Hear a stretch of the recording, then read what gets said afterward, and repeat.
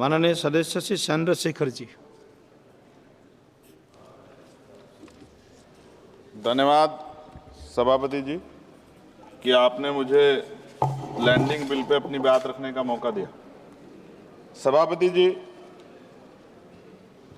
1856 में जो कानून बनाया गया और मैंने बिल पढ़ा, क्या पढ़ने के बाद मुझे एहसास होता है कोई बदलाव नहीं, सिर्फ कॉपी पेस्ट किया गया।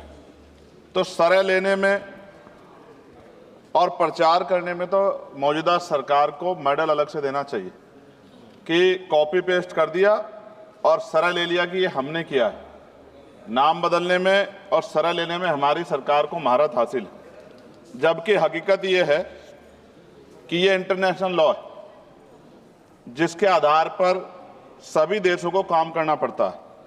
अगर सरकार कुछ बदलाव चाहती थी तो इसमें बिल को इलेक्ट्रॉनिक फॉर्मेट में कर सकते थे। ये डिजिटल युग है, चर्चा होती है और सब जगह, आप तो फोन से लेकर सब जगह जो है डिजिटल बातें होती हैं, लेकिन फॉर्मेट आपने कागज में ही रखा है। कई देशों के बिल इंडिया में ही बन रहे हैं मैन पावर की वजह से। वहां मैन पावर कम है, यहां मैन पावर ज्यादा है।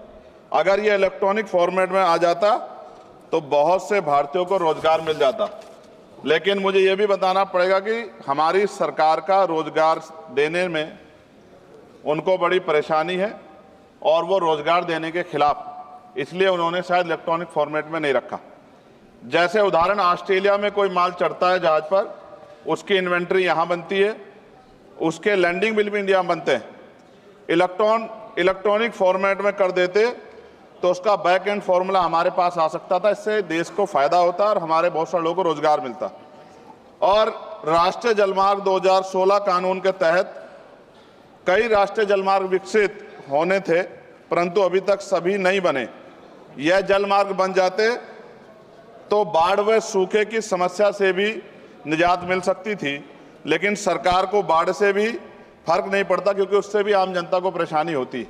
पेट्रोल और डीजल की जो खपत है, अगर ये बन जाए जलमार्ग तो बहुत फायदा जो है वो खपत कम हो सकती है और बहुत बड़ा फायदा हो सकता है। लेकिन सरकार का इसमें कोई इंटरेस्ट नहीं है, इसलिए मैं अपनी भावनाओं के साथ इस बिल को अपोज करता हूं और मैं कहता हूं कि सरकार अगर चाहे तो हमारे सुझाव को मान के कुछ अच्छा कर सकती है, वरना फिर मैं कहूंगा दोहराते हुए कि सरय लेने में और नाम बदलने में सरकार को महारत हासिल है। इसके लिए पुनः मेरा अनुरोध है कि इनको मेडल दिया जाए। धन्यवाद।